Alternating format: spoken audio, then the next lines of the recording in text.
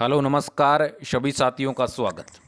आज के इस वीडियो का अपना टॉपिक रहेगा व्यवस्थित क्रम, जिसे अपन इंग्लिश में कहते हैं सीटिंग अरेंजमेंट, यानी रीजनिंग का काफ़ी इम्पोर्टेंट टॉपिक है।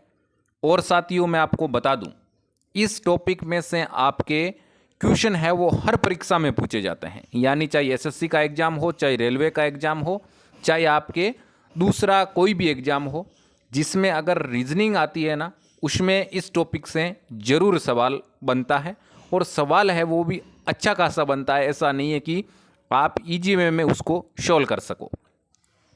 तो आज का क्वेश्चन है वो अपना वेरी वेरी इंपॉर्टेंट, यानी अति महत्वपूर्ण सवाल है आज का, जो काफ़ी बार परीक्षा में भी पूछा गया है। सवाल है, टी कहता है कि एम मेरे सामने बैठा है। एक बार नॉर्मली सवाल को पढ़ रहा हूँ, उसके बाद में अपन सॉल्यूशन करेंगे।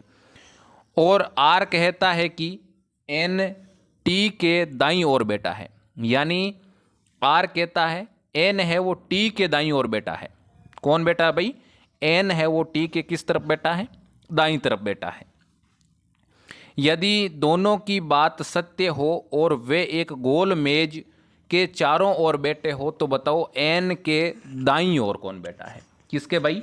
एन के दाईं ओर कौन बैठा है। यानी एक चीज़ तो अपने को कंफर्म हो गई कि बेटे एक मेज के चारों तरफ है। मेज कैसी होती है भाई? यानी टेबल गोल होती है। ये तो अपने को कंफर्म हो गया कि ये जो भी बैठे हैं वो एक गोल टेबल के चारों तरफ बैठे हैं। ये आपके है एक गोल टेबल। अब क्वेश्चन को मैं स्टार्टिंग से पढ़ रहा हूँ। टी कहता है कि एम मेरे सामने बैठा है। मान लो यहाँ पर तो बैठा है कौन?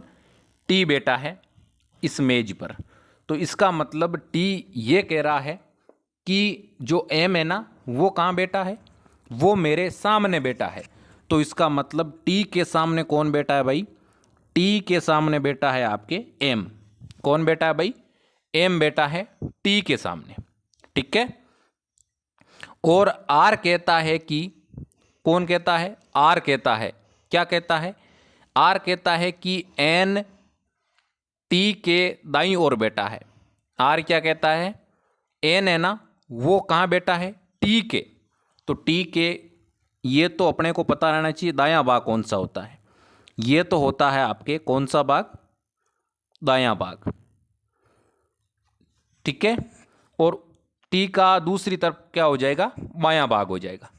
ऐसा ही होगा? बिल्कुल ऐसा नहीं होगा। साथियों आपको बता दूं, जो इस तरफ है वो तो होगा बायां, और दूसरी तरफ है वो कौन सा होगा? दायां होगा। कहा यह जा रहा है, आर कहता है कि एन टी के दाईं ओर बैठा है। किस तरफ बैठा है भाई? टी के दाईं ओर। यानी दायां आपके इस तरफ होता है और इस तरफ होता है आपके टी के बायां। कौन सा होता है भाई? दाएं और बाएं। दाएं बाएं साथियों आपको ध्यान रखना है। अगर दाएं बाएं में अगर आप कन्फ्यूजन हो रहा है आपको, तो बिल्कुल सवाल का आप सही और सटीक सॉल्यूशन नहीं कर पाओगे। कहा यह जा रहा है कि जो एन टी के दाईं ओर, किसके दाईं ओर भाई? टी के। ये आपका टी है, दाईं ओर बैठा है, तो कौन बैठा है? यहाँ पर बैठा है आपके एन। ठीक है। यहाँ तक आपके कोई दिक्कत नहीं है।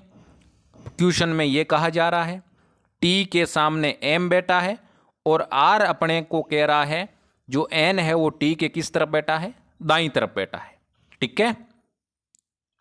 अब इसके बाद में ये कहा जा रहा है, यदि दोनों की बात सत्य हो, दोनों की बात क्या हो भाई? सत्य हो, वे एक गोल मेज के चारों ओर बैठे हो। किसके भाई? गोल मेज के।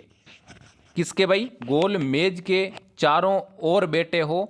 तो अपने को बताना यह है कि एन के दाईं ओर कौन बैठा है? एन के दाईं ओर कौन बैठा है? तो अपने को यहाँ पर कौन बैठ रहा है भाई? यहाँ पर बैठा है आपके आर। कौन बैठा है? आर बैठा है। अब इसके बाद में मामला यह है कि अपने को क्वेश्चन ध्यान से पढ़ना है। क्वेश्चन अगर अपन ध्यान से पढ़ेंगे ना, तभी अपन इसका आंसर कर पाएंगे। यहाँ तक तो मेरे हिसाब से आपके कोई दिक्कत नहीं होगी। अगर इस प्रकार से अगर आप डायग्राम बना लोगे ना, डायग्राम बनाने के बाद में आपको क्वेश्चन है वो बिल्कुल आसान लगने लग जाएगा। कहने का मतलब ये है, डायग्राम अगर आपने बना लिया ना तो आप 99% उस क्वेश्चन का जवाब सही और सटीक दोगे। तो अपने को कहा यह जा रहा था, टी कहता है कि एम मेरे सामने बैठा है, बिल्कुल सामने बैठा है, और आर कहता है कि एन टी के दाएं तरफ बैठा है, बिल्कुल दाएं तरफ बैठा है। यदि दोनों की बात सत्य हो और वे एक गोल मेज के चारों ओर बैठे हो तो बताओ एन के दाईं ओर, एन के दाईं ओर अपने को पूछा है, तो इस तरफ वाला यानी ये वाला कौन सा भाग होगा, ये वाला भाग होगा आपके दायां, और ये वाला कौन सा होगा, ये वाला होगा आपके बायां। कौन सा होगा भाई, बायां होगा।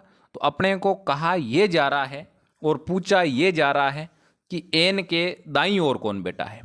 तो एन के दाईं ओर कौन बैठा है भाई, एम बैठा है। कौन बैठा है एन के दाईं ओर, एम बैठा है। तो इस प्रकार से अपना सही आंसर क्या हो जाएगा, एम हो जाएगा। क्या हो जाएगा भाई, एम हो जाएगा। तो साथियों इस प्रकार से आपको सीटिंग अरेंजमेंट यानी व्यवस्थित क्रम से संबंधित प्रश्नों का सॉल्यूशन करना है। और मैं उम्मीद के साथ कह सकता हूं कि ये क्वेश्चन आपके 100% समझ में आया है। फिर भी अगर मान लो कोई किसी प्रकार का कन्फ्यूजन है तो ज़रूर इस वीडियो के कमेंट बॉक्स में कमेंट कीजिए।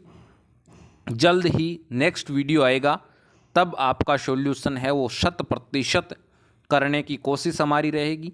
और इसी प्रकार से वीडियो देखने के लिए हमारे चैनल के साथ जुड़े रहें, चैनल को सब्सक्राइब कर दें और इस वीडियो को जितना हो सके उतना अपने साथियों के साथ शेयर ज़रूर करें।